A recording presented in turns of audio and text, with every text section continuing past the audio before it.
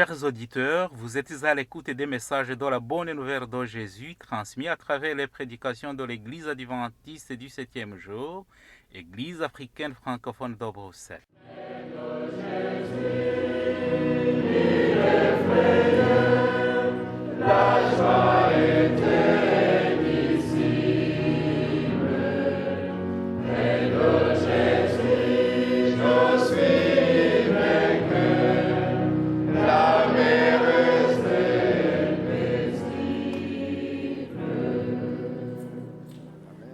C'est ainsi qu'a commencé la bonne nouvelle de Jésus-Christ, le Fils de Dieu. C'est là ce qui est écrit dans le livre du prophète Ésaïe. J'enverrai mon messager devant toi, il te préparera le chemin. On entend la voix de quelqu'un qui crie dans le désert. Préparez le chemin pour le Seigneur, faites-lui des sentiers droits. Marc chapitre 1, verset 1 à 3. Itangiro ry'ubutumwa bwiza bwa Yesu Kristo, umwana w'Imana. Nk'uko byanditswe n'umuhanuzi Yesaya, ngo nuko ndenda gutuma integuza yanjye mbere yawe, izatunganya inzira yawe. Ijwi ry'urangurira mu butayu, ati nimutunganye inzira z'Uwiteka, mugorore inzira ze. Mariko igice cya mbere, umurongo wa mbere kugeza ku wa gatatu.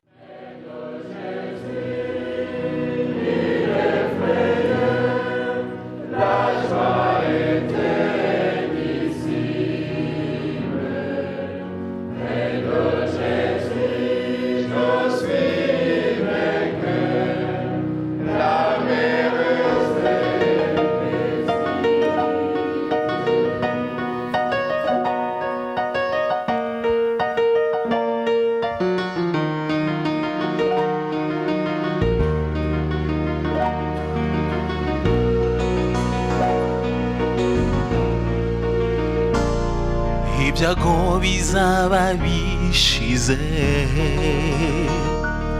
uwariraga azaseka, warushonje azahazwa, bizaba biteye ubwuzu icyo gihe,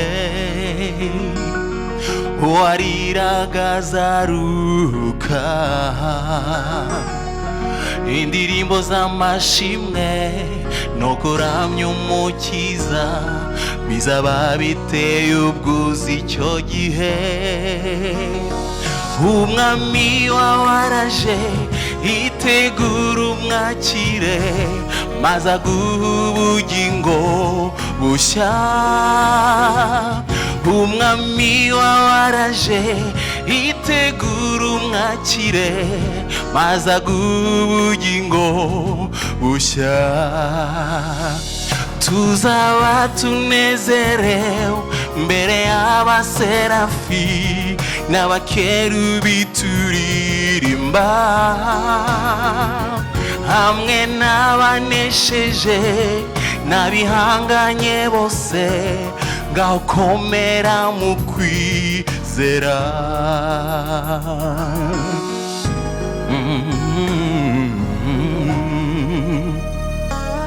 Mwami wanjye ngwino unyijyanire,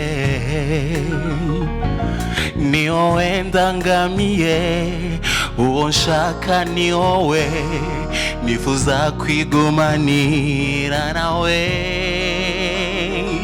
Sinshaka kuba kure yawe,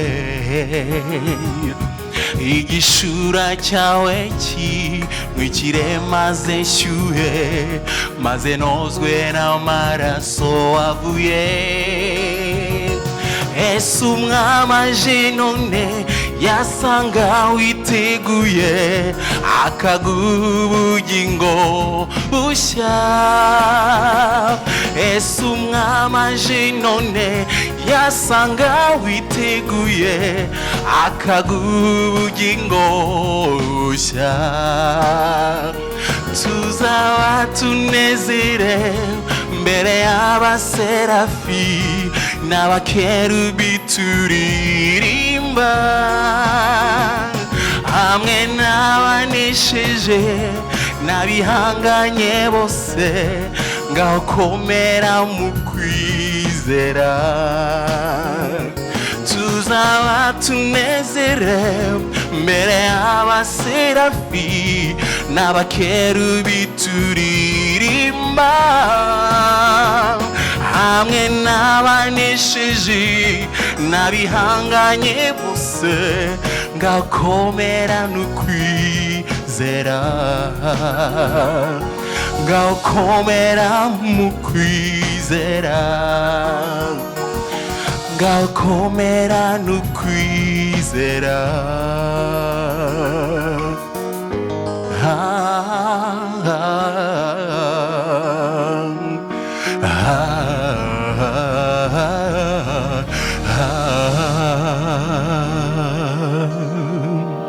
Amen. Bonjour à tous. Mwaramukanya amahoro y'Imana. Ça me fait plaisir d'être dans cette église et je vais vous dire particulièrement pourquoi. Biranshimishije kuba ndi muri rino torero ryanyu kandi ku buryo by'umwihariko ndababwira impamvu. J'ai l'habitude de visiter plusieurs églises. Je peux vous dire que c'est certainement une des églises où on chante avec le plus de cœur, c'est ici. Ngira amahirwe yo gusura amatorero menshi ariko ndagira ngo mbabwire ko iri torero ryanyu rimwe mu matorero aririmba akaririmba bivanye ku mutima. Et j'ai vraiment été touchée par le chant que tu nous as proposé. Merci. Indirimbo umuvandimwe Jean amaze kuturirimbira inkoze ku mutima cyane. Je vous transmets les salutations de l'équipe de la fédération. Ndabagezaho indamutso z'abakozi bo muri field cyangwa muri fédération. Nous sommes bien occupés puisque 2023 sera l'année du changement avec l'administration, avec la quadriennale qui va arriver. Dufite akazi kenshi kubera ko umwaka utaha w'ibihumbi 2023 tuzaba turimo dutegura wa mugambi w'imyaka 4 izakurikiraho. Et entre-temps, il y a déjà les camps de carnaval. Donc si vous avez des enfants entre 7 et 16 ans, c'est le moment de les inscrire. Kandi hakaba hari n'ibiterane by'urubyiruko rwacu mu kwezi kwa kane mu gihe mu biruhuko bya Pasika. Yiba mfite abana rero muri JIA ni igihe cyo kubandikisha. Et grâce à la JIA, en effet, j'ai pu faire quelques voyages et je leur remercie énormément. Mu rwego rwa JIA cyangwa se mu rwego rw'igiterane cy'urubyiruko rwacu nabashije gukora ingendo nyinshi kandi ndabyishimiye. Et lorsque j'avais 20 ans, eh bien, j'ai eu la chance de visiter ce musée. Igihe nari mfite imyaka 20 nabashije gusura iriya nzu ndangamurage. Alors, est-ce que quelqu'un a une idée où ça pourrait se trouver? Mbese hari uwabatekerezaho iriya nzu ndangamurage yabiherereye? C'est Berlin. Ni Berlin mu Budage. Et en plus, on est allé juste quelques mois après la chute du mur. J'avoue que c'était assez impressionnant. Kandi icyo gihe tuyisura twayisuye ariho rwa rukuta rwatandukanyaga igice cy'abakomuniste n'igice cy'abakapitaliste igihe bari bamaze kuruhirika barusenyuye. Et dans le musée du Pergamon, eh bien, on trouve ceci. C'est la porte d'Ishtar. Hariya muri iriya nzu ndangamurage hari ruriya rugi. Alors, est-ce que vous avez, maintenant que je vous ai dit Ishtar, est-ce que ça vous donne une petite indication? Mbese yavuze urugi rwa Ishtar hari icyo yenda bibabwira? Vous avez entendu la lecture du texte biblique? Mwigeze mwumvise ririya somo badusomeye? Où aurait bien pu se trouver cette magnifique porte? None ruriya rugi rwiza rwaba rwari ruherereye he? Eh bien, c'était... Oui! Nibyo ruriya rugi rwari ruri Babylone. C'était l'une des 8 portes de Babylone. Ni rugi rumwe mu nzugi 8 z'i Babylone. Elle était traversée par l'allée centrale. Ruriya rugi rwari ruhitanyije cyangwa se rwaraho inzira nyabagendwa yo hagati yahingukiraga. La plus importante, là où il y avait les cérémonies. Kandi iyo nzira yaganishaga hariya kuri ruriya rugi ari nyabagendwa niho abantu benshi banyuraga mu gihe cy'ibirori. Un peu le Champs-Élysées de Mésopotamie. Mbese nyuma ya hariya bita Champs-Élysées mu Faransa, noneho icyo gihe ho ni hariya muri Mésopotamie cyangwa se hariya muri gace ka Babylone. Et à 20 ans, je me suis retrouvée à presque toucher ces briques. Hashize imyaka 20 nageze hariya ndahegera rwose habuze gato ngo nkorakore cyangwa nkore kuri ariya matafari, en me disant, eh bien, le prophète Daniel est peut-être passé sous cette arche. bambwira bati ahari byashoboka ko umuhanuzi Daniyeli yaba yaranyuze hano cyangwa yarageze hano. C'était un peu comme si la Bible prenait vie devant moi. Kuri njyewe numvaga ari nkaho Bibiliya yongeye kuba nshya kuri njyewe.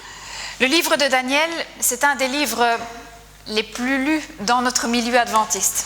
Igitabo cya Daniyeli ni igitabo gisomwa cyane mu badiventiste. Mais c'est surtout la partie prophétique qui a intrigué, interpellé, fait couler beaucoup d'encre. Ariko urebye ni igice kirebana n'ubuhanuzi gisomwa cyane, kivugwaho cyane, kigirwaho impaka cyane, kibazwaho byinshi cyane.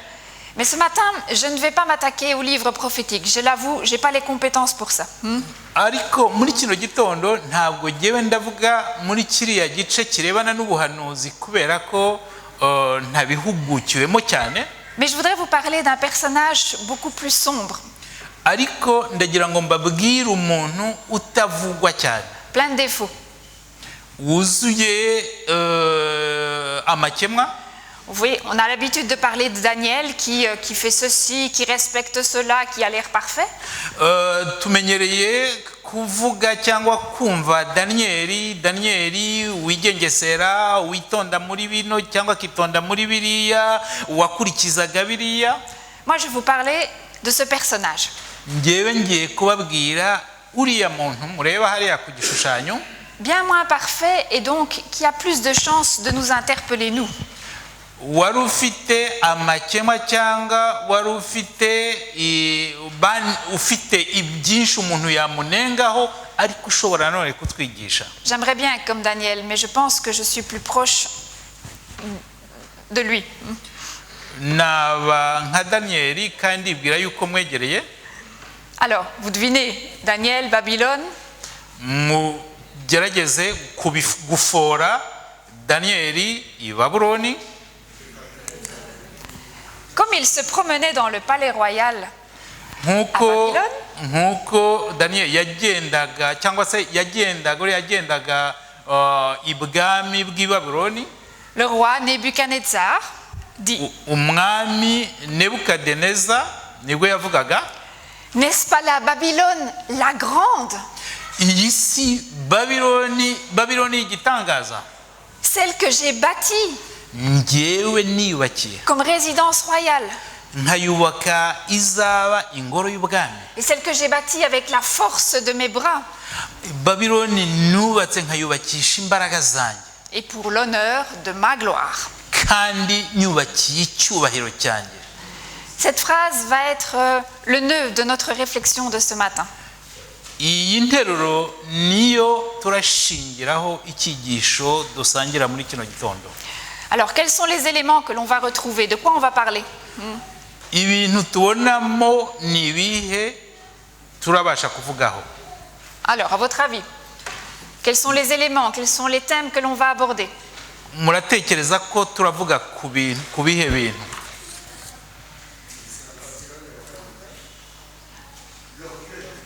L'orgueil, Kwirata cyangwa kwishongora, kwishyira hejuru, la puissance, voilà, la puissance, l'honneur, la gloire. ububasha, icyubahiro. On va parler de Nebuchadnezzar. Turavuga kuri Nebukadineza. On va parler de la royauté. Kandi tuvuge n'ubwami. Et on fait connaissance avec Nebuchadnezzar au premier chapitre du livre de Daniel. Nebukadineza tumubona mu gice cya mbere cy'igitabo cya Daniyeli. Cela commence au verset 1. La troisième année du règne de Joachim de Juda. Tubitangira kubibona hariya ku murongo wa mbere. Nebuchadnezzar, le roi de Babylone, marcha contre Jérusalem et en fit le siège. Le Seigneur livra entre ses mains Joachim, le roi de Juda, et une partie des ustensiles de la maison de Dieu.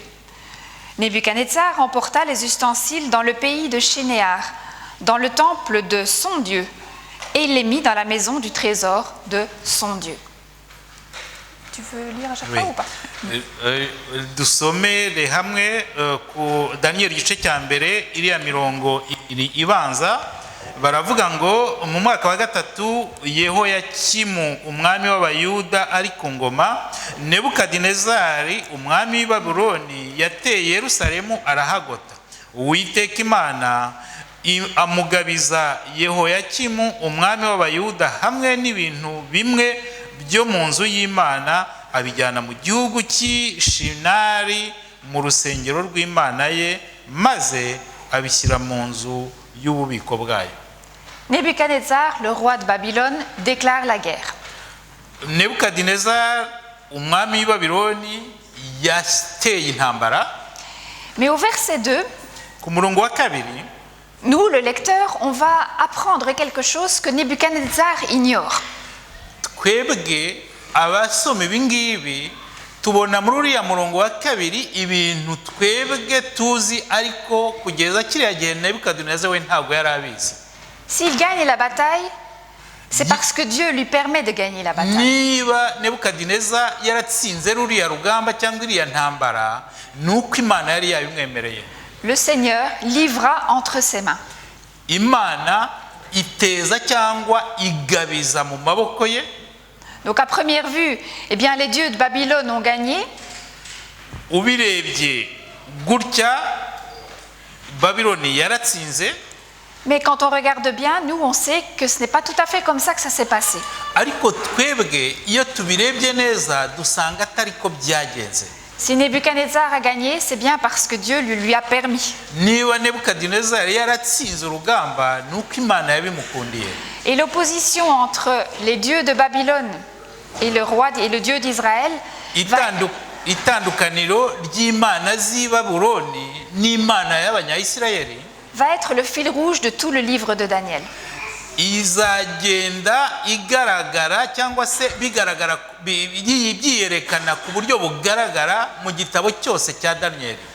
Au verset 2, on va découvrir le pays de Shinéar. Kuri uriya murongo wa kabiri turabona uburyo bwa kiriya gihugu cya Shinera cya Shinari. Alors, vous êtes des bons lecteurs bibliques. Attention, l'énigme biblique arrive bientôt. Muri abasomyi ba Bibiliya kandi mwibuke ko yaba marushanwa ya Bibiliya azaba agiye kugera. Dans quel contexte la Bible a-t-elle déjà parlé du pays de Shinéar? Ni gute cyane mu buhe buryo Bibiliya ivuga kiriya gihugu cya Shinari? Une idée? J'avoue, c'est compliqué. Hein? Hari igitekerezo mwamubifiteho cyangwa birakomeye? Allez, un petit indice. Reka mbaha ikintu yenda mwaheraho.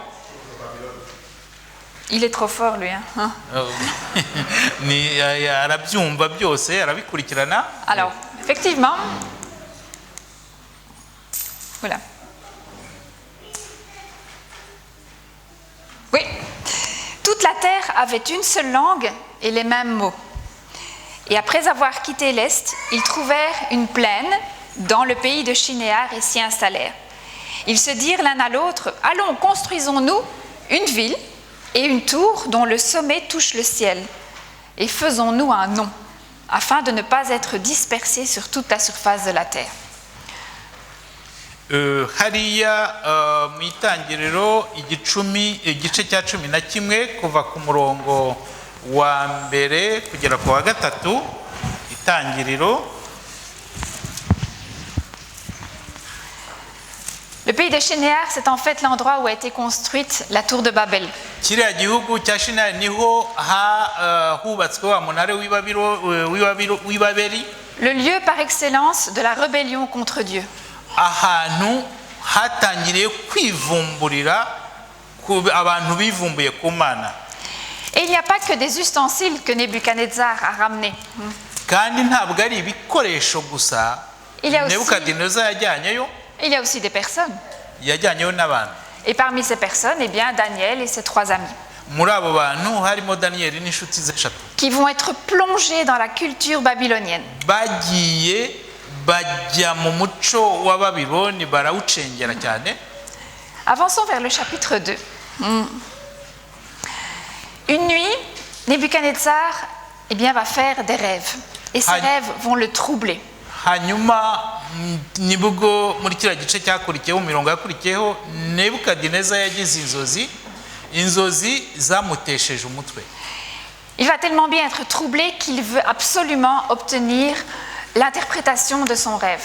Izo nzozi yarose zamutesheje umutwe cyane ku buryo yumvaga ashaka ubusobanuro byanze bikunze. On est à Babylone, rien de plus facile. Bari Babyloni kandi nta kintu cyari cyabaye. On va appeler les mages, les envoûteurs, bazahamagara abakonikoni, abanyabwenge n'abapfumu, les chaldéens, les sorciers. bahamagara abo bose baba bitaga abanyabwenge b'inzobere muri biriya bintu byo kumenya inzozi. Et puis surtout, il y a des manuels. Noneho kandi noneho hari n'ibitabo byari bihari. Alors, quand quelqu'un faisait un rêve, Iyo umuntu yarotaga cyangwa yagiraga inzozi, on notait ce qu'il avait rêvé. bandikaga ibyo yabaga yarose.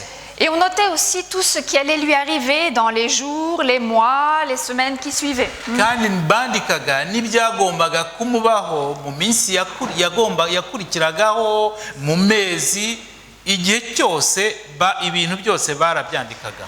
Répéter l'opération plusieurs centaines de fois avec plusieurs personnes. Noneho rero kubera kubisoma kenshi kandi bisomwa n'abantu benshi inshuro nyinshi, Faites des rapprochements, des statistiques. noneho bakagerageza kubihuza n'ibindi, noneho ndetse bakagerageza no gukora imibare. Et vous aurez ce genre de manuel. Noneho rero bakora ibyo ngibyo, noneho bakaza kugera kuri ibyo bitabo. Et donc quand quelqu'un fait un rêve, on regarde si quelqu'un d'autre a fait déjà le même rêve par le passé. Noneho umuntu yaba arose bakagerageza kujya muri bya bitabo, noneho bakabihuza bagashaka bakareba yiba hari uwigeze kurota ibintu nk'ibyo. Et il n'y a plus qu'à consulter l'interprétation. Enfin, Noneho rero il n'y a plus qu'à consulter l'interprétation. iryo rero noneho iyo basangaga hari aho bihuye, icyakurikiragaho noneho ni ukujya kureba izo nzozi zasobanuraga. Avouez quand même qu'il faut une certaine formation. Et c'est justement ce que Daniel et ses 3 amis vont faire en partie. Noneho biriya rero byasabaga kubiberamo impuguke, akaba ari iryo tsinda cyangwa abo bantu Daniel na bagenzi be bari barimo. Mais Nebuchadnezzar, on ne lui fait pas, il n'est pas dupe. Hanyuma hariya rero Nebukadineza ntacyo bashoboraga kumubeshya. Il connaît ses manuels. Biriya bitabo byose yari abizi. Et il comprend tout de suite que son rêve est tellement particulier, il veut une véritable interprétation. Yahise yumva yuko ibyo yarose ntaho bihuriye n'ibiri muri biriya bitabo, ko bizari inzozi zidasanzwe cyangwa se zihariye. Et il y tient tellement qu'il va même menacer de mort les sages, les sorciers, les envoûteurs, les chaldéens. Ziriya nzozi zari zimuhangayikije cyane kandi yashakaga kuzisobanukirwa ku buryo ndetse byagezeho avuga ko arica bariya bantu bari impuguke, bariya bapfumu, bariya b'abakonikoni, igihe batari kubasha kubimusobanurira. Mais les chaldéens arrivent avec la conclusion suivante. Noneho bariya bakarudaya nibwo bazaga, noneho bamubwira cyangwa se bafata umwanzuro. Roi, personne sur terre n'est capable de deviner le rêve que tu as fait.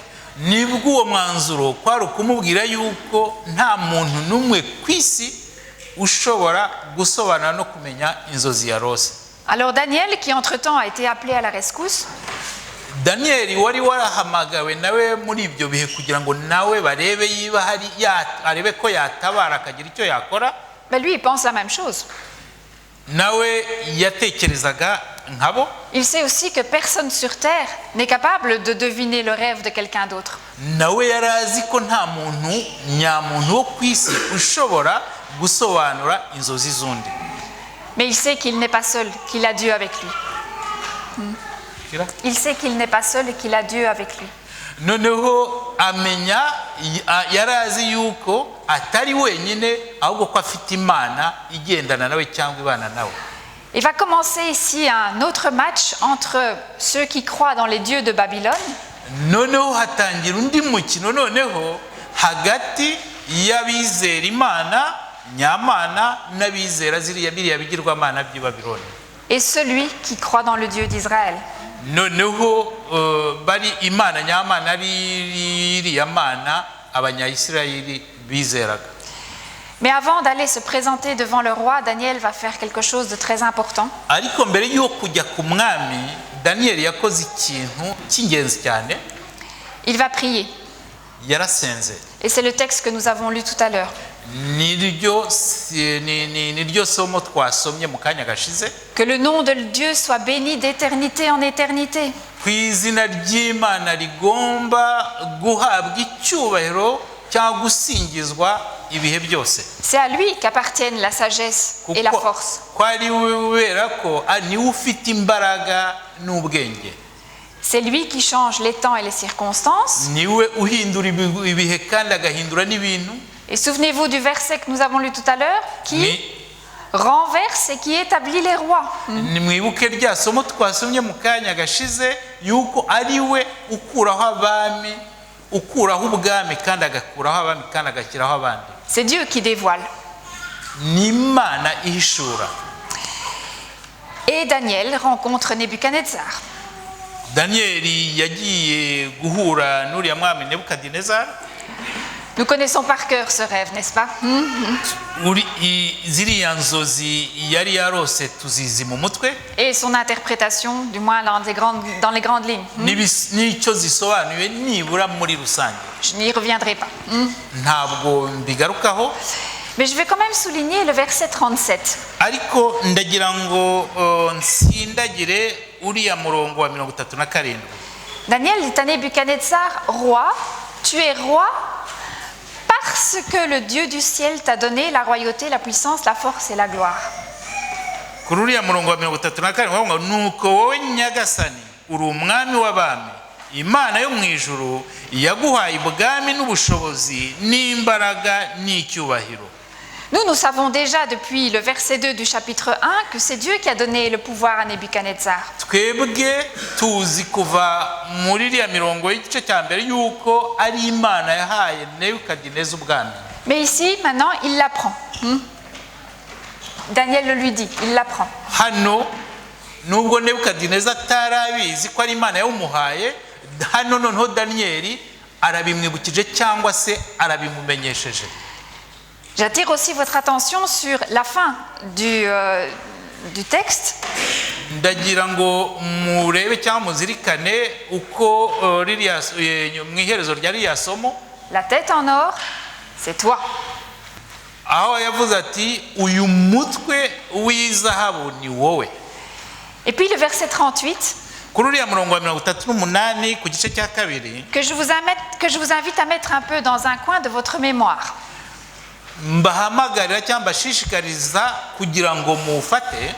Il a placé sous ta domination où qu'ils habitent.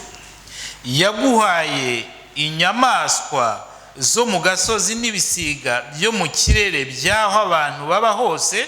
Les hommes, les bêtes sauvages et les oiseaux. Inyoni, abantu. Les bêtes sauvages et les oiseaux.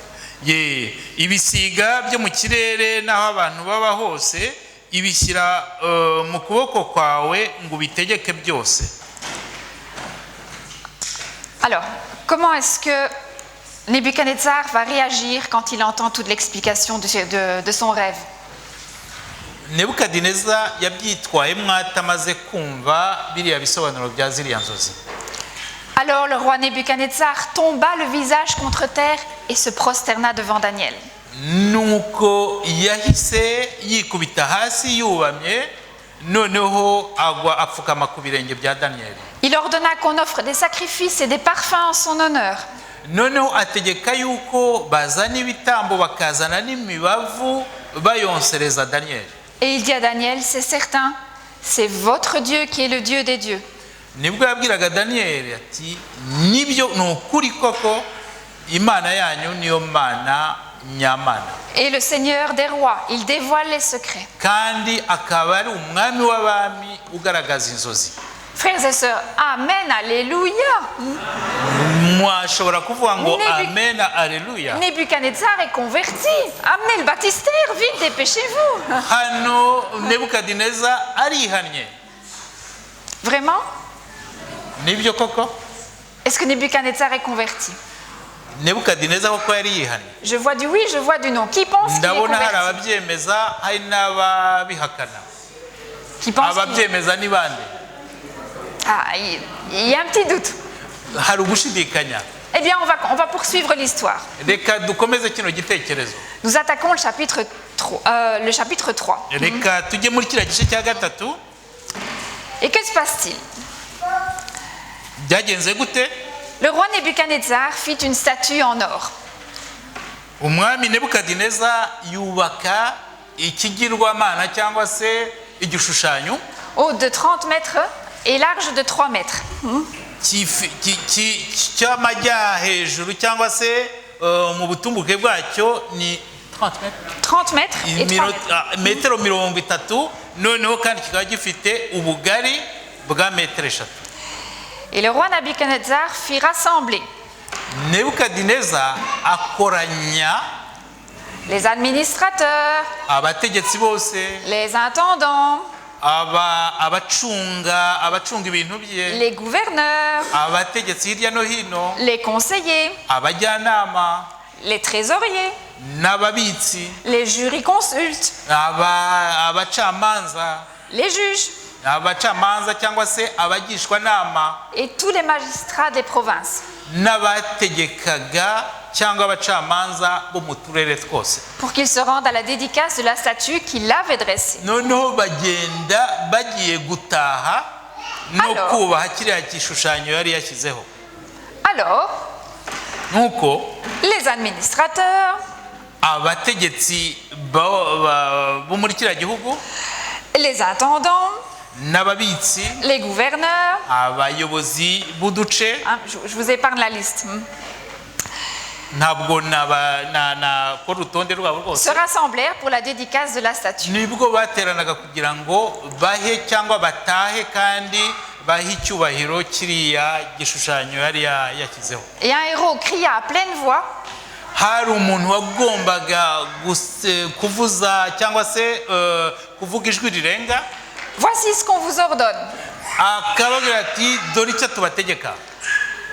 Peuple, nation, hommes de toute langue, Bihugu, bwoko mukomoka cyangwa buvuga indimi zose cyangwa ukomoka mu bihugu byose, au moment où vous entendrez igihe muraba mwumvise le son de la trompette, impanda ivuze, de la flûte, hari n'imyirongi, de la guitare, hari n'ibindi bikoresho bya gitari byo bicurangishwa, de la petite harpe, inanga, de la grande harpe, inanga nto cyangwa inanga nini, de la cornemuse, n'ibindi byose by'ibikoresho bakoresha bacuranga, et de tous les instruments de musique, ibikoresho byose bakoresha bacuranga cyangwa baririmba, vous vous prosternerez et vous adorerez la statue mupfukamira kiriya gishushanyo kandi mukiramye.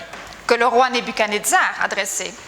Igishushanyo umwami Nebukadineza yaremye cyangwa yashyizeho. Et si quelqu'un ne se prosterne pas, Nihagira utagipfukamira, vous avez tous entendu, si quelqu'un ne se prosterne pas, mwese mwabyumvise, nihagira utagipfukamira il sera jeté dans la fournaise.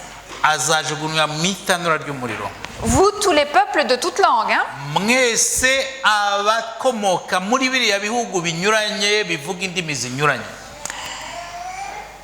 Le terme adorer est particulier dans ce passage. Aha ikintu cyo guhimbaza cyo kuramya gifite ubusobanuro bw'umwihariko muri rino somo, Parce que dans la Bible, kubera ko muri Bibiliya tout objet ou toute personne qui est adorée, umuntu wese babaga baramije, automatiquement il y a quelque chose de divin. habaga harimo ikintu cy'ubumana, On l'associe avec un Dieu. babaga bagiye kumusanisha n'Imana. Je vous rappelle les paroles de Jésus à Satan.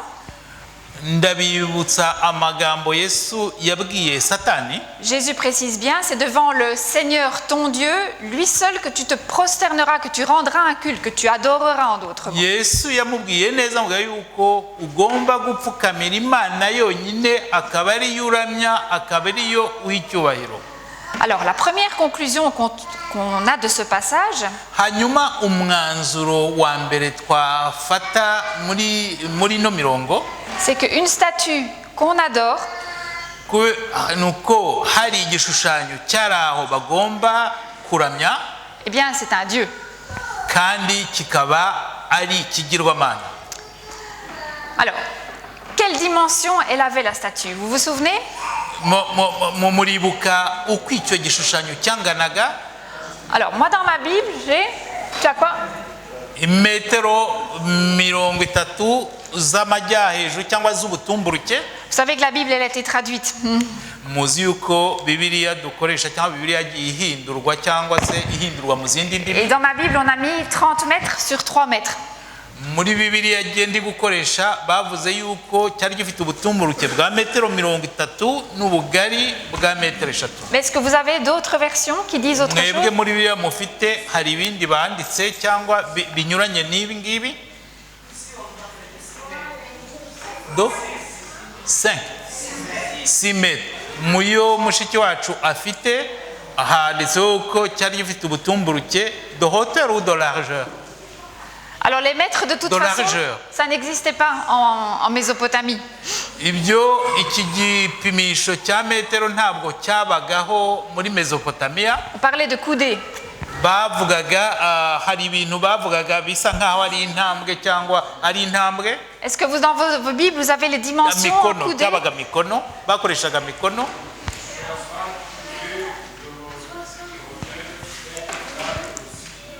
Exactement, merci.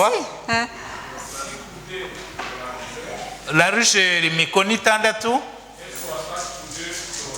Voilà. Oui, noneho na mikono 60 y'ubutumburuke. Alors vous connaissez cette image-là, on la voit régulièrement dans les livres ou dans les brochures. Muzi kiriya gishushanyo murakibona. Mais je me suis quand même amusée à garder la même proportion. Ariko nagerageje gusa nkaho mfata biriya bipimo bimwe. 6 sur 60, ça fait pas ça comme image. Ça fait ça. Noneho kuri 6 kuri 60 bimeze kuriya mubibona ku gishushanyo. Mais ce qui est important à savoir, c'est que le système en 6 ou en 60, icy'ingenzi kumenya nuko buriya buryo bwo gukoresha 6, c'est typiquement des mesures babyloniennes. ni uburyo bwo kubara cyangwa se ibipimo byo muri Babiloni.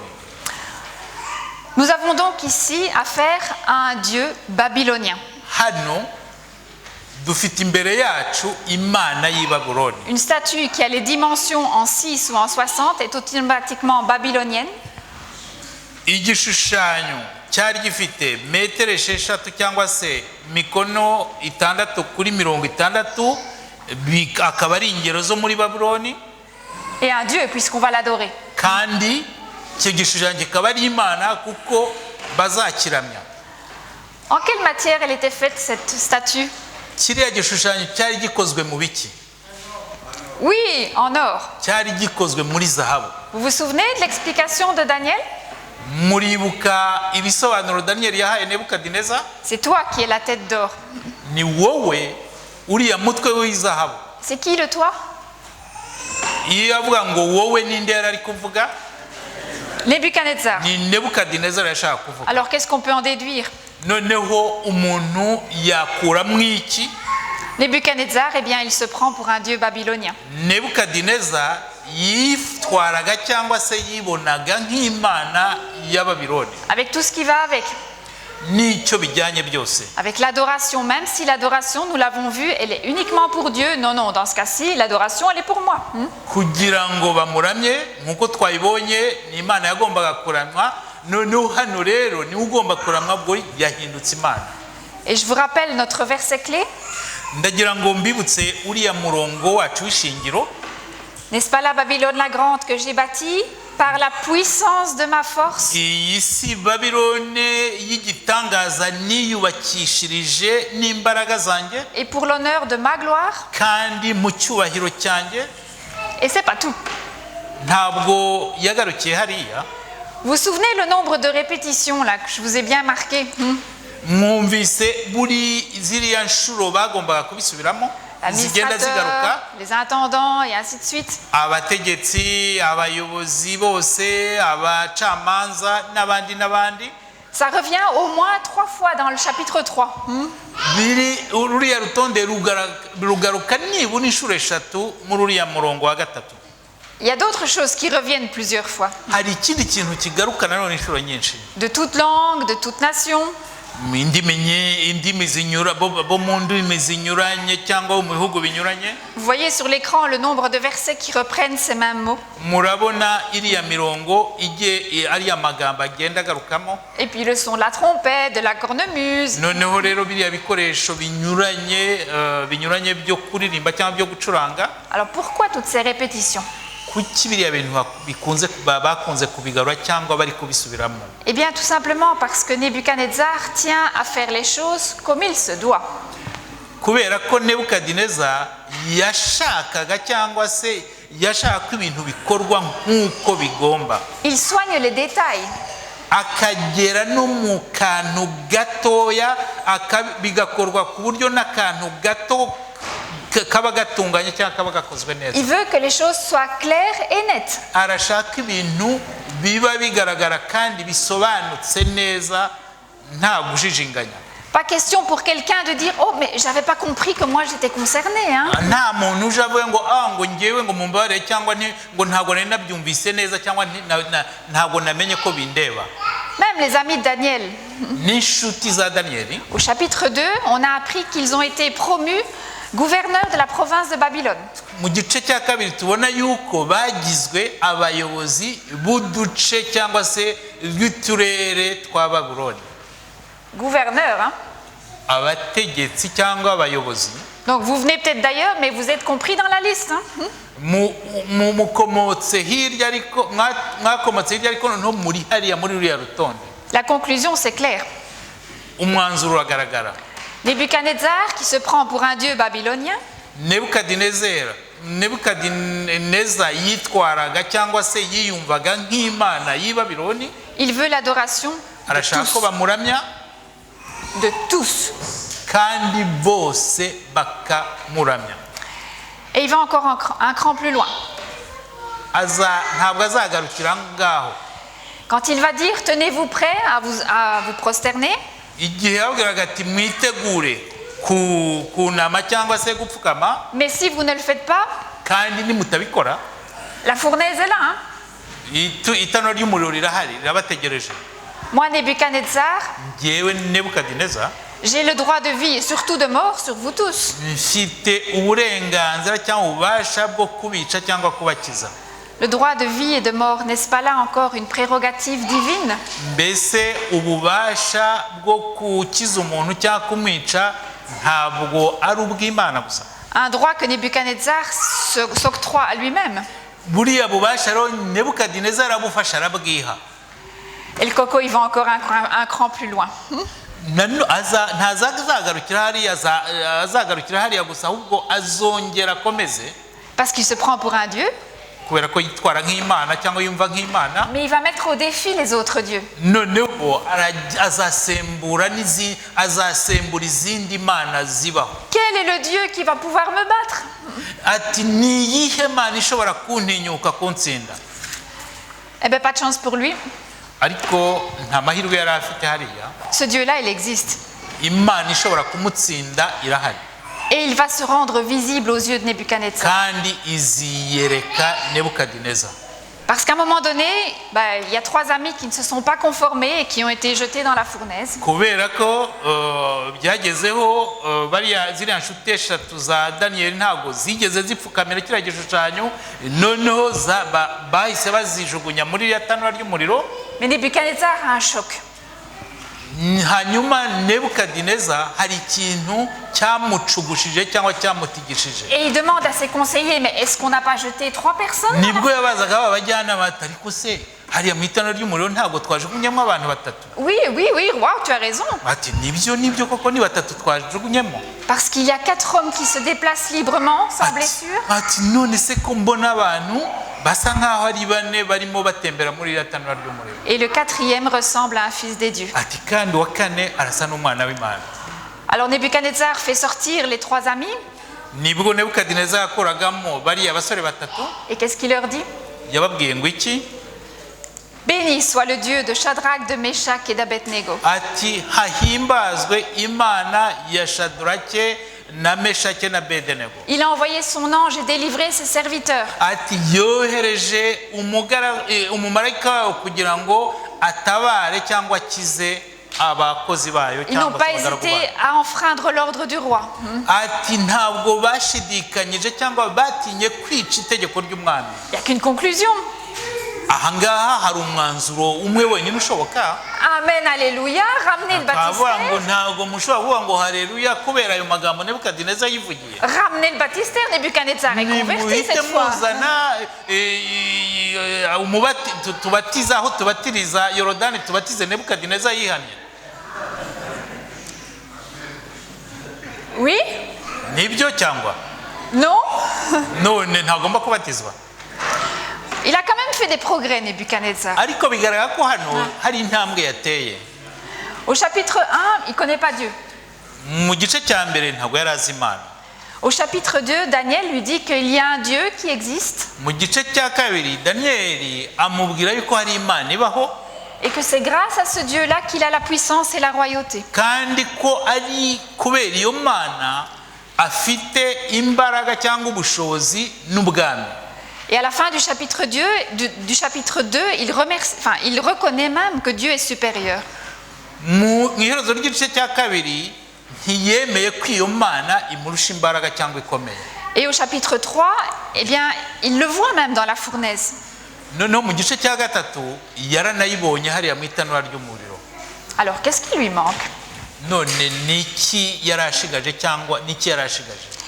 Eh bien, tout d'abord, ça se résume avec un petit mot, le Dieu de. Biriya bintu dushobora kubivuga muri make avuga ngo Imana ya. Béni soit le Dieu de Shadrach, Meshach et d'Abednego. Hahimbazwe cyangwa hasingizwe Imana ya Shadarake na Meshake na Abednego. Ce n'est pas son Dieu à lui. Ntabwo ari Imana ye. Et puis même, Nebuchadnezzar, il est polythéiste. Kandi hariya twibuke ko Nebukadineza afite imana nyinshi. Alors rajouter un Dieu de plus à sa longue liste. Noneho rero kugira ngo afate indi mana ayongere ku rutonde rw'izindi mana nyinshi C'est un afite souci. ntabwo byari bimworoheye. L'inverse est bien moins vrai pour Shadrach, Meshach et Abednego qui sont monothéistes. Yenda kuri Shadarake na Meshake na Abednego bo bahimbazaga cyangwa bemeraga imana imwe, yenda bo byashoboka ko bongeraho izindi mana. Et adorer un Dieu statue, ben, automatiquement, ça fait plusieurs dieux et ça ne va plus dans leur logique. Noneho iyo baza guhimbaza kiriya gishirwamana, kiriya gishushanyo cyari cyo kiswe imana, kuri bo byari binyuranye, bari bongeyeho indi mana kuyo bari basanganywe kandi ikaba binyuranyije n'imyemerere yabo. Autre élément qui montre que Nebuchadnezzar n'est pas réellement converti. Ikindi cya kabiri cyangwa ikindi kintu cyerekana yuko Nebukadineza atari yihaniye by'ukuri. Souvenez, tous ceux qui ne se prosternaient pas, ils finissaient dans la fournaise. Mwibuke yuko abatapfukamiye cya gishushanyo bose bahitaga babajyana mu itanura ry'umuriro. Le droit de vie et de mort. Kandi yari afite ububasha bwo gukiza no kwica. Et maintenant, qu'est-ce qu'il dit? None hano niki yavuze? Eh bien, il fait pareil. Yakoze nk'ibyo n'ubundi yari yakoze cyangwa yari yavuze. Si vous n'adorez pas le Dieu de Shadrach et de Meshach et d'Abednego, qu'est-ce qui se passe? Noneho hano ati aho kuvuga nimudahimbaza cyangwa se nimuticisha bugufi imbere y'Imana ya Shadarake na Meshake na Abednego biragenda bite? Eh bien, je vous mets en pièces. Ati ndabashwanyaguza. et je détruis votre maison. kandi n'amazu yanyu nzayasenyagura. C'est toujours moi qui décide ce que vous devez croire. Yerekana ngo ni njyewe n'ubundi ugifite ijambo rya nyuma n'ijya ufata ibyemezo. C'est toujours lui, le Dieu, qui va décider ce que les autres doivent croire. N'ubundi aracyifata nka ya mana igomba gufata ibyemezo kandi ikabifatira buri muntu wese. Petite parenthèse d'actualisation. Yenda dushobora kuvuga akantu gato yenda kajyanye no mu gihe katuma tubishyira muri kino gihe.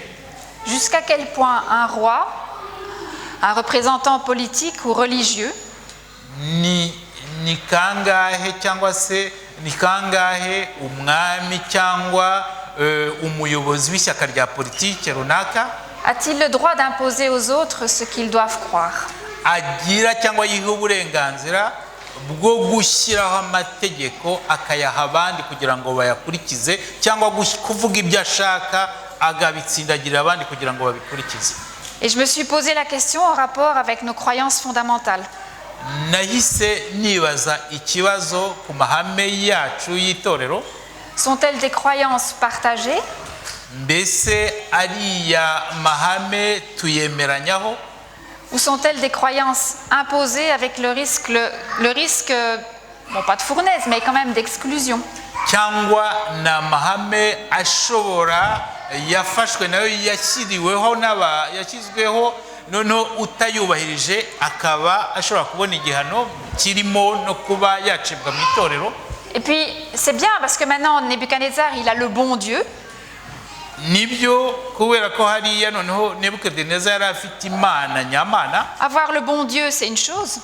Kubona cyangwa kugira imana nzima cyangwa imana nziza ni ikintu kimwe. Mais l'imposer aux autres par la terreur, je suis pas sûre que ce soit une bonne chose quand même. Kuyihatira abandi ukayibatsindagira kugira ngo bayiramye nabyo ni ikindi kintu, ni ikibazo.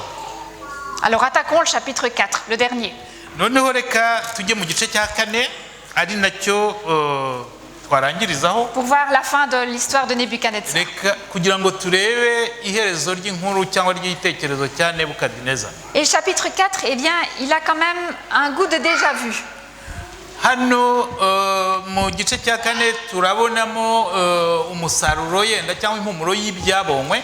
Il ressemble très fort au chapitre 2.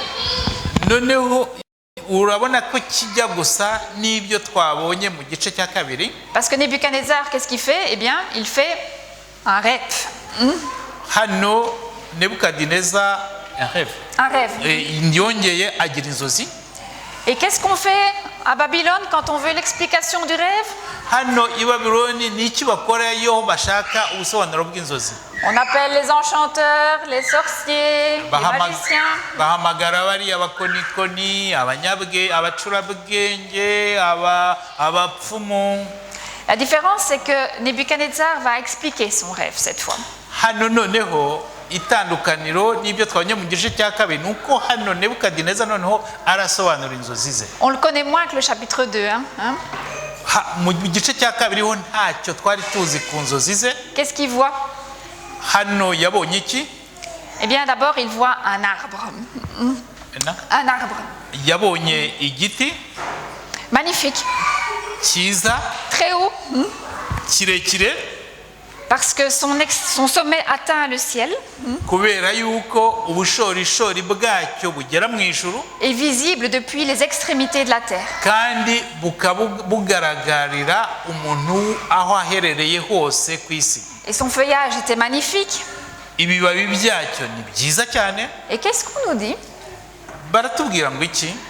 Les bêtes sauvages s'abritaient sous son ombre et les oiseaux faisaient leur nid dans ses branches. Inyamaswa zugamaga munsi y'icyo giti kandi inyoni zikarika mu mashami yacyo. Vous vous souvenez du verset que je vous avais demandé de mettre dans un petit coin de votre tête? Wa murongo nababwiye ngo mufate. Roi, il a placé sous ta domination où qu'ils habitent les hommes, les bêtes sauvages et les oiseaux. Hari Imana yamubwiraga yuko yamushyize yamuhaye gutwara inyamaswa, inyoni n'ibindi bikoko byose.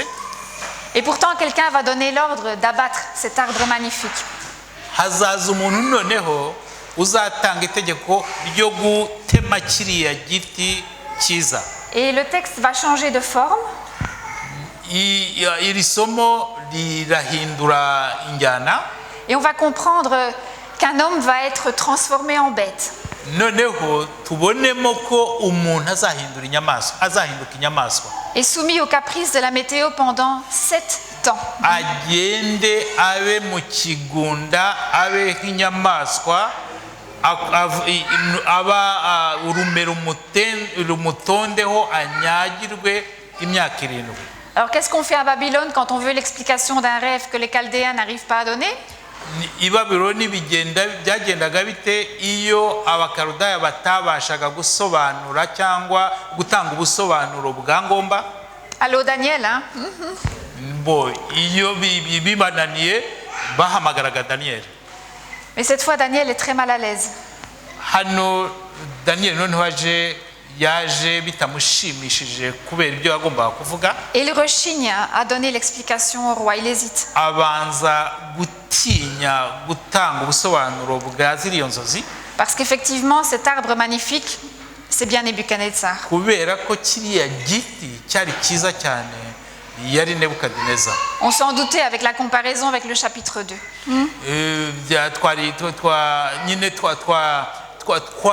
Byari ngombwa cyangwa se byumvikanaga yuko hari isano n'igice cya kabiri. Mais Daniel dit on va te chasser des hommes. Daniel nibwo yamubwiye ati ugiye kwirukanwa mu bantu, On te donnera de l'herbe à manger.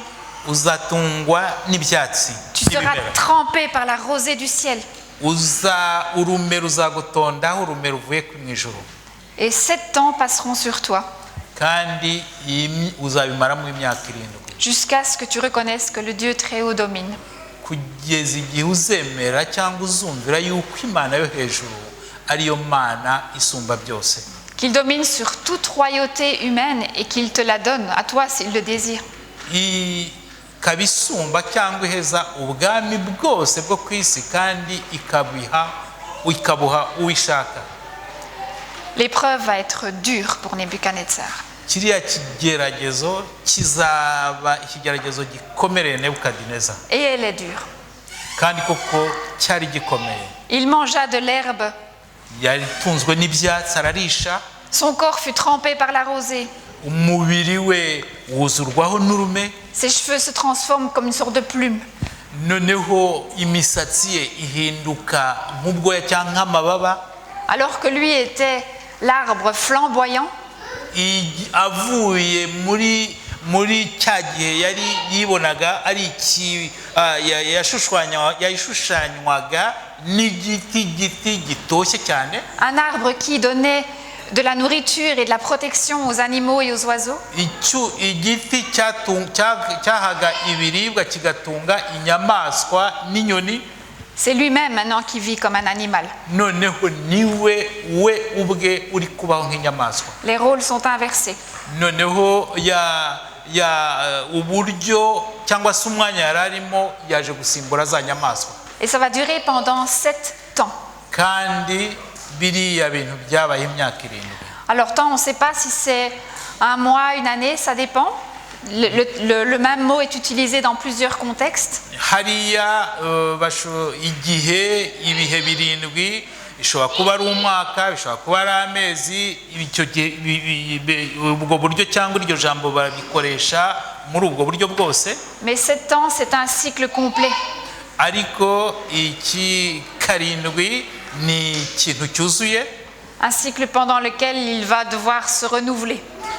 bikaba bishushanya igihe cyuzuye gihagije azabasha kongera kwisubiramo. Et après 7 ans, Nebuchadnezzar lève les yeux au ciel. Nyuma y'iyo myaka 7 Nebukadineza yaragarutse kandi ashima ijuru. Et voilà une deuxième prière magnifique dans le livre de Daniel. Hakaba ari irindi sengesho rya kabiri ryiza tubona mu gitabo cya Daniel. Il glorifie le Très-Haut pour toujours. Arahimbaza ihoraho yo mu ijuru, kandi ayihimbaza buri gihe. L'adoration n'est plus tournée vers lui, mais vers Dieu. Guhimbaza noneho ntabwo akihimbaza, ahubwo arahimbaza uhoraho. Il reconnaît la domination du même Très-Haut. Aremera noneho yamenye yuko imana ari ishobora byose, imana yo hejuru. Il reconnaît que son royaume eh bien, vient de Dieu. Yemenye kandi yumva yuko noneho ubwami bwe bwavuye ku mana. J'exalte et je glorifie le roi du ciel dont toutes les œuvres sont vraies et les voies sont justes. Ndahimbaza ubumenyi ni ku murongo igice cya kane, reka mbisome igice cya kane umurongo wa 37. Et un Dieu qui lui a appris l'humilité.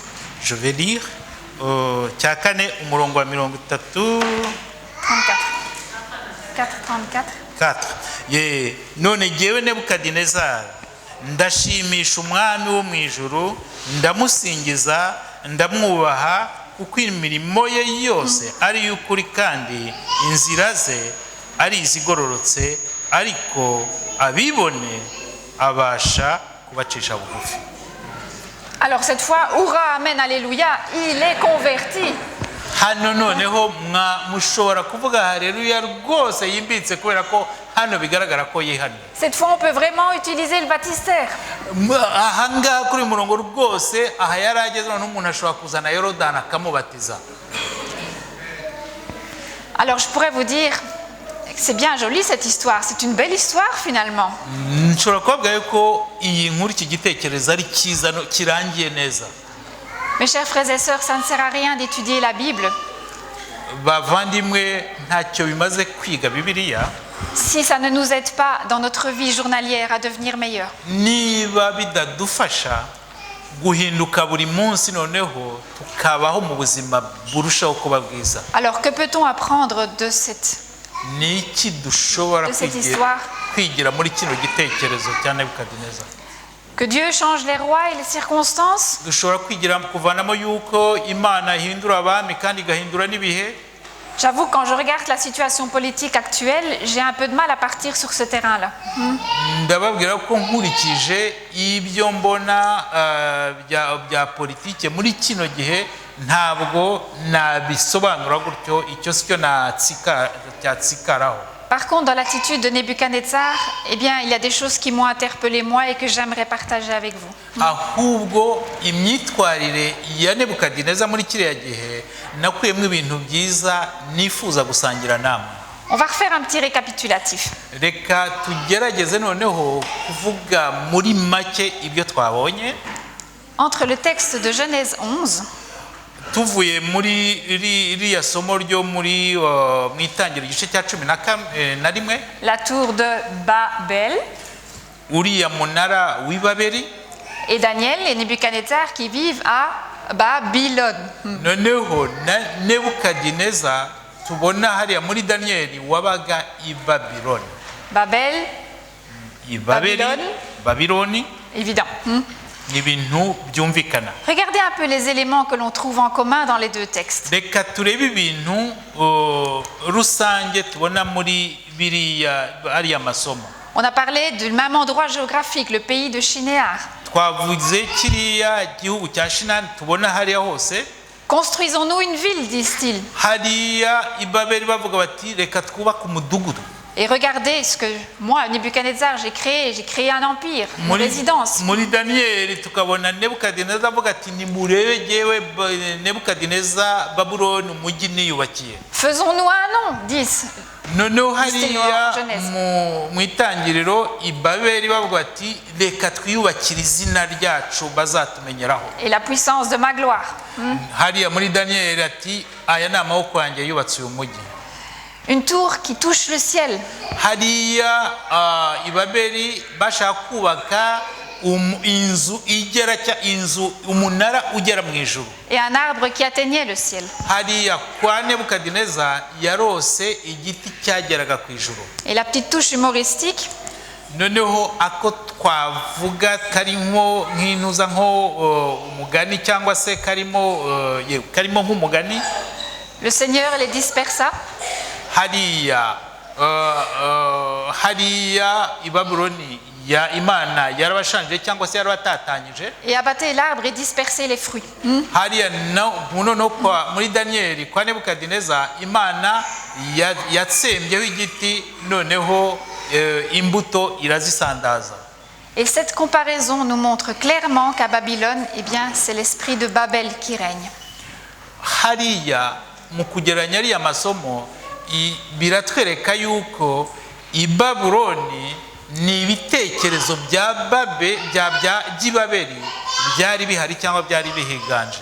La mentalité de Babel-Babylone. Mais qu'est-ce que c'est?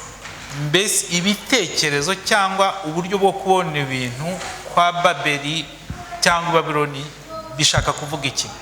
Eh bien, le premier élément, tu l'as dit tout à l'heure, ikintu cya mbere twakivuze mu mwanya, l'orgueil. kwishyira hejuru. Les gens qui essayent de se faire un nom, qui essayent d'exister par eux-mêmes. Abantu bashaka kwishyira hejuru kwibona cyangwa se kugira ngo bavugwe bubake izina ryabo. Babylone la grande que j'ai construite. Babuloni umujyi ukomeye munini niyubakiye. Est-ce que vous savez qu'à Babylone, toutes les briques muzi yuko amatafari yose y'i Babuloni avaient le nom de Nebuchadnezzar? yari yanditsweho izina rya Nebukadineza. Voilà. Nebuchadnezzar, roi de Babylone. Nebukadineza umwami w'i Babuloni. Retournez-vous, voyez le nombre de briques qui composent votre église. Noneho ni muse nk'abagereranya mufate amatafari yubatse runo rusengero. Imaginez-vous le nom d'Yves Pierre dessus. Hein? Noneho mutekereze amazina yaba yanditseho. L'orgueil est seulement l'apanage des rois. Hariya kwishyira hejuru no guhimbaza abami. Est-ce que ça ne nous arrive pas aussi dans nos vies personnelles? Mbese mu buzima bwacu bwa buri munsi, mu buzima bwacu ku giti cyacu bwihariye ntabwo bitugeraho cyangwa ntabwo tubikora? Mais peut-être aussi au niveau de l'église. Ngenda no mu rwego rw'itorero. Nous pouvons être fiers de notre église adventiste qui a plus de 20 millions de membres de par le monde. Dushobora kugira ishema ryo kuba turi mu itorero ry'abadivantiste rigizwe n'abizera miliyoni 20 mu isi yose. Mais le risque existe. Ariko hariho ingorane zishobora kuvamo. De vouloir se faire un nom. Gushaka kuba abantu bavugwa cyangwa b'ibyamamare. On a fait tout seul, on est les meilleurs, les plus beaux, les plus forts. Nitwe twabikoze twenyine ku bwacu turi beza kuruta abandi turakomeye kuruta abandi. Le risque de l'orgueil existe. Hari icyago cy'uko dushobora kugwa mu kwishyira hejuru. Autre caractéristique de la mentalité de Babel et de Babylone. Ikindi kintu cyarangaga imitekerereze y'i Babeli n'i Babuloni. La puissance, la domination. Ubushobozi cyangwa ububasha no kurenga abandi cyangwa se kuruta abandi. Oh, bien sûr, aucun d'entre nous, je pense, n'aura un jour la tâche de diriger un gouvernement. Ndibwira ko birumvikana ko ndibwira ko muri twebwe ntawe yenda hari umunsi umwe uzagera ubwo ayobora igihugu cyangwa ayobora guverinoma. Mais dans notre travail, dans notre vie quotidienne, ariko mu kazi kacu no mu buzima bwacu busanzwe, il arrive parfois que l'on ait de la hiérarchie ou de l'autorité sur d'autres personnes. Byashoboka ko hari igihe tuyobora cyangwa tukagira abantu bari munsi y'ukuboko kwacu. Amon, tu l'as très bien dit ce matin pendant l'école du sabbat, les leaders ont aussi une responsabilité. Hari wayivuze mu ishuri ryo kwisato wa yuko abayobozi nabo bafite inshingano. Mais pas forcément pour tout décider selon leur volonté. Ariko izo nshingano zikaba zitavuze ko ari bo bagomba gufata ibyemezo kuri buri kintu cyose. Le risque d'avoir la grosse tête quand on a été nommé à un poste de responsabilité, il existe. Kugwa mu mutego wo kwishyira hejuru cyangwa kumva ko usumba abandi iyo ufite inshingano yo kuyobora abandi birashoboka. Le Dieu de Imana ya. C'est aussi un risque de la mentalité de Babel. Hariya naho byari mu bitekerezo cyangwa mu mitekerereze y'i Babeli. Et là ça devient un petit peu subtil. Noneho hariya ugasanga bigezaho no kubyitondera cyane cyangwa kubyitaho cyane. Parce que est-ce qu'on vient à l'église pour faire plaisir aux autres? mbese nza mu rusengero cyangwa nza mu rusengero kugira ngo nshimishe abandi Parce que c'est sabbat, parce que c'est l'habitude, kubera ko ari akamenyero kubera ko ari ku isabato parce qu'on va se faire mal voir si un jour on ne vient pas. kubera ko iyo ntaje bandeba nabi. Comprenez-moi bien, venir à l'église par habitude n'est absolument pas mauvais. Munyumve neza kugira akamenyero ko kuza mu isabato ko kuza mu rusengero ntabwo ari bibi. Mais parfois le fait de faire semblant, ariko noneho rimwe na rimwe kubikora usa nk'uwiyerurutsa c'est un risque. harimo ingorane. De faire les choses non pas parce qu'on est persuadé soi, ingorane zo gukora ibintu atari ukubera ko ubikoze ko ubyemera cyangwa se ubyumva, mais parce qu'on a peur d'être jeté dans la fournaise ardente ahubwo par les autres. utinya yuko abandi bashobora kukumva nabi, kukuvuga nabi, bisa nkaho ari nko kukujugunya mu itanura ry'umuriro. On n'ose pas toujours parler de ses questionnements, de ses doutes.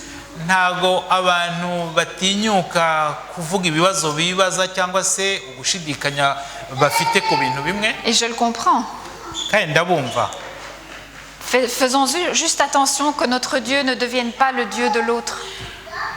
twitonde cyangwa tujye twitonda kugira ngo imana yacu itaba imana y'abandi. Il y a une dernière et quatrième leçon. hari isomo rya nyuma ari ryo rya kane muri ibi tubona twabonye. Quand Daniel va révéler au roi Nebuchadnezzar ce qui va lui arriver, quand Daniel va révéler au roi Nebuchadnezzar ce qui va lui arriver, igihe daniyeli yabwiraga cyangwa ahishuriraga nebukadineza ibyagombaga kubaho, tu vas te comporter comme un animal, tu vas manger de l'herbe, etc. ugiye kubaho nk'inyamaswa, utungwe n'ibyatsi cyangwa n'ibimera. Il va dire quelque chose. yamubwiye ikintu kimwe. Roi, c'est pas sûr que tout ça va t'arriver si tu fais quelque chose de particulier. ibi bishobora kutakubaho nukora ikintu kidasanzwe. Ah, je vois qu'il y en a qui vont chercher la réponse, impatient, tu as raison. harimo mbona bari gushaka Souvent on ne fait pas attention à cette partie-là. Le roi ne sera pas automatiquement changé en un animal s'il fait quelque chose. umwami ntabwo yagombaga guhitaba inyamaswa cyangwa yashoboraga kutaba inyamaswa iyo aza gukora ikintu kidasanzwe. Et c'est ce que j'ai appelé le conseil de Daniel. nicyo n'isi inama ya daniyeli.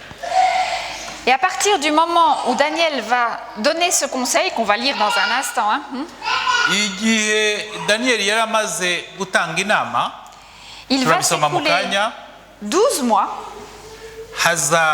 hazashira amezi 12 avant que Nebuchadnezzar prononce une phrase. mbere yuko nebukadineza avuga interuro. Et la phrase qu'il va prononcer, interuro azavuga c'est celle que nous avons vue au début. C'est moi Babylone, c'est moi qui ai créé Babylone par l'honneur de ma puissance. ni ya yindi twabonye mu kanya uvuga ngo ni njye wubatse nebukadineza, ni njye wayubakishije imbaraga n'amaboko yanjye. Et tout de suite après avoir prononcé cette phrase, igihe yari amaze kuvuga iyo nteruro, il est changé en animal. yahise ahinduka inyamaswa. Donc entre le conseil de Daniel et le moment où Nebuchadnezzar s'en met encore plein la vue, hagati y'igihe daniyeli yagiriye inama cyangwa inama nebukadineza n'igihe nebukadineza yahindutse, il y a 12 mois, une année. hashize umwaka cyangwa hashize amezi 12. Une année pendant laquelle, eh bien, il n'a pas réfléchi du tout. Il n'a pas réfléchi. uriya mwaka warahize kandi muri uwo mwaka nebukadineza ntabwo yigeze atekereza. Une année pendant laquelle il n'a pas appliqué le conseil de Daniel. umwaka yarawumaze ntiyakurikiza za nama cyangwa ya nama ya daniyeli. Il n'a rien compris si ce n'est l'importance de sa petite personne. nta kintu yigeze yiyumvira usibye gukomeza kwishyira hejuru avuga ko ari ushoboye byose. Alors le conseil de Daniel, le voilà. Lisons-le ensemble. inama ya daniyeli reka tuyisomere hamwe. C'est pourquoi, roi, veuille écouter mon conseil. Navuga ngo niyo mpamvu umwami ashobora kumva inama mubwira. Mets un terme à tes péchés en pratiquant la justice. ushyire iherezo ku byaha byawe hanyuma ukiranuke et à tes fautes en faisant grâce aux plus humbles. kandi usezere ibikorwa byawe amakosa yawe ukiranura cyangwa se ubera. Ni muri Daniel, c'est Daniel 4 34. 4, 34. 34, non pas 34, 24. Daniel igice cya 4 umurongo 24. wa 24 turasoma ngo nicyo gituma ngusaba nyagasani ngo wemere inama nkugira kuzaho ibyaha byawe gukiranuka kandi ibicumuro byawe ubikuzeho kugirira abakene impuhwe ahari aho uzungukirwa amahoro. Et ton bonheur pourra se prolonger. Uzungukirwa amahoro. Bien des années plus tard, Jésus va parler aussi, lui, d'un arbre. Imyaka myinshi yakurikiye, nyuma y'imyaka myinshi yakurikiyeho Yesu nawe yavuze igiti. Et il va dire que cet arbre n'est peut-être pas flamboyant, il n'est pas énorme comme celui qui était Nebuchadnezzar. Kiriya giti yavuze ntabwo cyari kinini nka kiriya Nebukadineza yarose. Ce n'est qu'un arbre, un moutardier. Yavuze kiriya giti cya sinapi cyangwa beaucoup plus humble, sinapi ni igiti gitoya mais vachement efficace. ariko nubwo ari gitoya gifite cyangwa se gifite imbaraga cyangwa se gifite akamaro kanini cyane. Une petite semence, akabuto kacyo un arbre modeste. kavuye ku giti gitoya. Mais qu'est-ce que cet arbre fait? Icyo giti gihinduka iki? Il accueille les oiseaux du ciel et il leur donne à manger. Kiriya giti cyakira inyoni z'isi yose noneho kandi kikazitunga. Ce que Jésus est en train de décrire avec une parabole, mais également avec tous les gestes de sa vie quotidienne, ibyo Yesu yashaka kuvuga muri uyu mugani kandi aberekesheje ibyo yakoraga ibikorwa bye bya buri munsi, c'est la mentalité du royaume. ni imitekerereze y'ubwami. Le royaume des cieux est semblable à. Ubwami ni imiterere y'ubwami, ubwami bwo mu ijuru busa na. Et le royaume, la mentalité du royaume, kandi imiterere y'ubwami c'est vraiment à l'opposé de la mentalité de Babel et de Babylone. itandukanye cyane n'imiterere y'ubwami bw'i Babuloni. C'est une mentalité où on va servir l'autre plutôt que d'attendre d'être servi. Ni imiterere cyangwa se ni imico aho buri wese azakorera undi. C'est un état d'esprit où on va se mettre à disposition. Ni imitekerereze ituma umuntu yishyira mu maboko cyangwa yishyira mu maboko y'Uhoraho. On va prendre soin des plus pauvres. Umuntu azita ku bakene. C'est un état d'esprit où les rejetés vont être acceptés. Ni imitekerereze cyangwa imikorere ituma abahawe akato bemerwa. Et les exemples dans la vie de Jésus sont nombreux. Ingero mu buzima bwa Yesu ni nyinshi cyane. Les collecteurs d'impôts, Bariya bari abakoresha b'ikoro, les prostituées, indaya, les lépreux, les malades, ababembe, abarwayi, les samaritains et surtout les femmes samaritaines, Abasamariya cyane cyane abasamariyakazi, le centurion, l'ennemi. abanzi. C'est aussi un état d'esprit où le pardon et l'essai de rembourser ce qu'on a fait, de réparer ses fautes va jouer. Kandi ni imitekerereze cyangwa imikorere ituma habaho imbabazi, umuntu agira imbabazi no gusubiza ibyo umuntu yanyaze no gukiza cyangwa se gusubiza mu buryo ibyo umuntu yangije. Zachée est le plus bel exemple. Zachée. Zakayo ni urugero rwiza. C'est aussi un état d'esprit où on va faire ce qui est juste. Kandi ni imitekerereze cyangwa imiterere yo gukora ibitunganye. Ce que Daniel est en train de dire à Nebuchadnezzar, eh bien, change de mentalité, abandonne la mentalité de Babylone. Ibyo Daniel hano yabwiraga Nebukadineza avuga ati hinduka uve mu mitekerereze n'imyumvire y'i Babyloni. Et choisis la mentalité du royaume. Noneho uhitemo imitekerereze cyangwa imikore cyangwa imiterere y'ubwami bwo mu ijuru. Maintenant, moi, Nebuchadnezzar, je loue, j'exalte le roi du ciel. hariya ngo none ngewe Nebukadineza ndashimisha umwami wo mu ijuru, dont toutes les œuvres sont vraies et justes, ndamusingiza ndamwubaha kuko imirimo ye yose ni iy'ukuri et qui peut abaisser ceux qui marchent avec orgueil. kandi acisha bugufi abishyira hejuru. Pour arriver à ce parcours-là, eh bien, Nebuchadnezzar est passé par des hauts et des bas. kugira ngo Nebukadineza abashe kugera kuri uriya mwanzuro, yahuye n'ibikomeye n'ibyoroheje, Avec une humiliation hors du commun, cyangwa se gusuzugurwa, kubaho ubuzima busuzuguwe butigeze bubaho, qu'il aurait pu éviter. yashoboraga kutanyuramo. Chacun d'entre nous, mettons un terme à nos péchés par la justice. buri wese muri twe nasezere cyangwa atere umugongo ibyaha bye, hanyuma duhitemo gukiranuka, Et à nos fautes par la compassion envers les pauvres. kandi amakosa yacu cyangwa amafuti yacu tuyasimbuze kugirira impuhwe abakene. Que Dieu nous y aide. Imana ibidufashemo. Seigneur, notre Père Céleste, nous voulons te remercier. Te remercier tout d'abord pour la vie. La vie, ce cadeau que tu nous offres chaque jour. Et merci aussi pour cette journée spéciale de sabbat et la liberté que nous avons de pouvoir nous réunir, de partager ta parole, te louer, te glorifier, te remercier.